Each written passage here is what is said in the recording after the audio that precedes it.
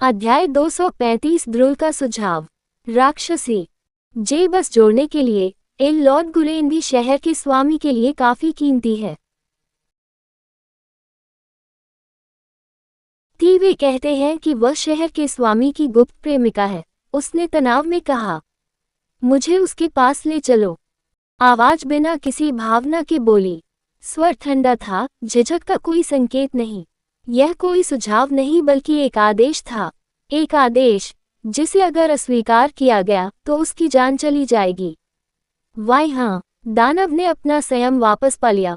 उसकी आंखें एक दुर्भावनापूर्ण चमक से चमकने लगी। कैसा अहंकारी मूर्ख है। एक बार जब हम लॉर्ड गुरेन के क्षेत्र में होंगे तो वे अपने ही क्षेत्र में अपने एक अधीनस्थ की हत्या के लिए उसकी जिंदा खाल उतार देंगे। चूंकि वह इतनी बुरी तरह मरना चाहता है तो मेरे पीछे आओ। दानव ने एक तनावपूर्ण मुस्कान छोड़ी, यह महसूस करते हुए कि उसके पीछे यह अहंकारी दानव खुद को अधिक महत्व दे रहा था, जिससे चीजें बहुत आसान हो गईं। दानव को लगा कि उस पर दबाव खत्म हो गया है। बिना पीछे मुड़े वह आगे बढ़ने लगा और अहंकारी मूर्ख को मौत की ओर ले गया। सर वासोत, ये सभी मानव दास हैं जो शहर में मौजूद थे। हमने आपके निर्देश के अनुसार उन्हें शहर के चौराहे पर इकट्ठा किया है। इनमें से कुछ दास अधिकारियों के थे, लेकिन ये सुनने के बाद कि आप ही उन्हें चाहते थे, उन्होंने विरोध नहीं किया और उन्हें सौंप दिया। व्यापारी दानव ने वासोत को संबोधित किया, जो शांत भाव के साथ खड़ा था। उसके हाथ उसकी पीठ के पीछे थे और उसने अपने सामने मानव दासों की प्रचुरता का सर्वेक्षण किया था। वे सभी कॉलर पहने हुए थे। उनके चेहरे पर नीरस और डर भरे भाव थे। वे उस भाग्य से अनजान थे जो उनका इंतजार कर रहा था। वासोत के होंठ एक भयावह मुस्कान में बदल गए। उसकी भौहें अर्धचंद्र की तरह झुक गईं। उसकी आंखों में एक गन्नात्मक चमक दिखाई दे रही थी। उसके बगल में व्यापारी ने वसोत की ओर सम्मानजनक भाव से देखा।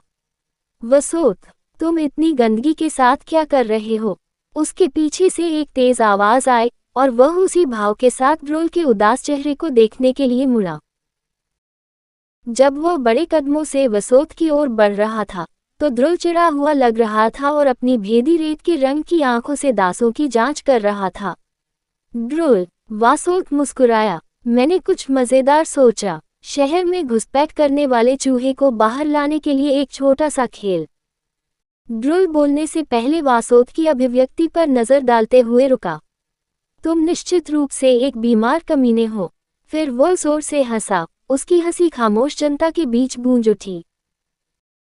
वासोत की निगाहें चमक उठी।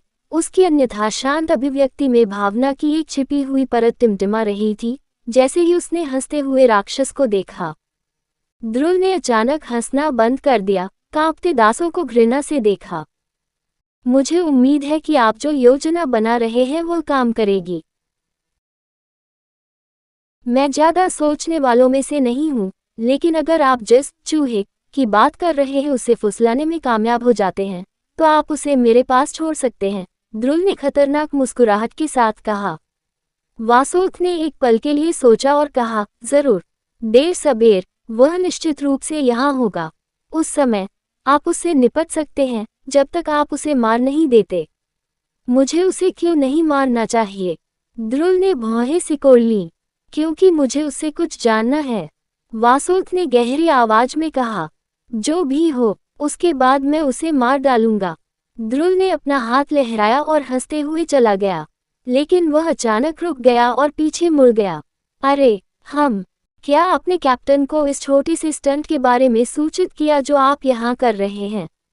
मुझे याद है कि उन्होंने हमारी छवि सुधारने के बारे में कुछ कहा था। नहीं, उसे ऐसे तुच्छ मामलों के बारे में जानने की जरूरत नहीं है। हम उसे बाद में नतीजे पेश करेंगे।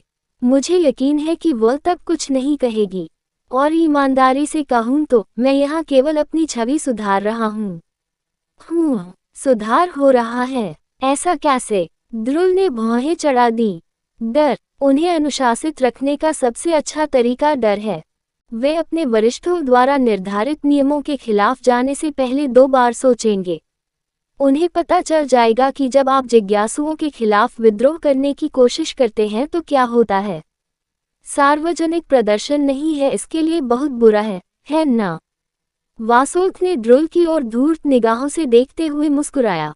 हा, कितना चालाक कमीना है। मुझे वास्तव में परवाह नहीं है। जो कुछ भी होता है, उसके परिणाम के लिए आप ही जिम्मेदार हैं। मुझे आशा है कि आप जो योजना बना रहे हैं वो आपको मिलेगा, अन्यथा कप्तान दयालु नहीं होंगे। कूदने और गायब होने से पहले ड्रोल ने जंगली मुस्कुराहट और खतरनाक अभिव्यक्ति के साथ कहा। वासोल्थ की अभिव्यक्ति स्थिर और अत्यंत शांत रही। उसका चेहरा देखकर ये बताना मुश्किल था कि वह गुस्से में था या नहीं। अब फिर वह पलटा। व्यापारी, इन्हीं लगता दो और जो मैंने तुम्हें पहले बताया था उस पर आगे बढ़ो। कमीने, अपना चेहरा दिखाओ, एक राक्षसी पीड़ा के स्वर और घृणा की अभिव्यक्ति के साथ बोली। उसकी वर्तमान स्थिति दयनीय थी। वह जमीन पर घुटनों के बल बैठी थी, अपने बाएं हाथ से अपनी कटी हुई दाहिनी बांह को पकड़े हुए थी। उसके नाखून लगभग उसकी ही त्वचा में गड़ रहे थे।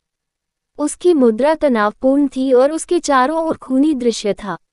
भारी शरीर और खतरनाक रूप से तेज पंजे वाले दर्जनों राक्षस चारों ओर बिखरे हुए थे। सभी को बहुत तेज तलवार से साफ कर दिया गया था। अपने क्रूर और डराने वाले रूप के बावजूद वे अब खून और मांस का एक उलझा हुआ जाल बन गए थे। बंद जगह में खून की दुर्गंध बहुत ज्यादा थी। शहर के कभी गौरवान्वित योद्धा एक ही दुश्मन के सामने मात्र अवशेष बनकर रह गए। घुटनों के बल बैठी महिला के सामने एक लड़का काले लिबादे में लिपटा हुआ खड़ा था, जिसने अपनी विशेषताओं को पूरी तरह से छिपा रखा था। शहर के स्वामी के साथ मेरे मजबूत संबंध हैं, महिला ने दांत पीसते हुए कहा। अगर तुम मुझे यहाँ मारोगे तो शहर का स्वामी इसे बर्दाश्त नहीं करेगा। वह एक मध्य स्तर का राक्षस है। अपने कार्यों के बारे में ध्यान से सोचें, अभी भी समय है। महिला का नीला चेहरा क्रोध और शर्म से लाल हो गया। शहर के स्वामी का नाम लेकर अपने जीवन की भीख मांगने को मजबूर हो गई। उसका सारा अभिमान टूट रहा था। जो छवि उसने बनाई थी, जो शक्ति उसने शहर के राक्षसों पर रखी थी, सब कुछ खत्म होने की कगार पर था। उसे अपनी जान की भीख मांगनी पड़ी। राक्षसी की बात सुनते ही ओलिवर की आंखों में अंधेरा छा गया। जैसे ही उसने दानव को कराहते हुए देखा, ओलिवर संतुष्टि की लहर महसूस किए बिना नहीं रह सका। एक मध्य स्तर का दानव, जैसे ही उसने राक्षसों के लिए शक्ति स्केलिंग को याद किया तो उसके दिमाग में यादें फिर से उभर आईं। ओझाओं के विपरीत, जो रैंकों का पालन करते थे, राक्षसों की एक अलग प्रणाली थी। एक राक्षस के पूरे जीवन चक्र में 7 चरण होते थे। यह एक प्रकार की विकासवादी प्रक्रिया थी, जहां कुछ शर्तों को पूरा करने के बाद वे निचले चरण से उच्चतर चरण में विकसित हुए। वे चरण क्या थे? कहानी खत्म। अलविदा।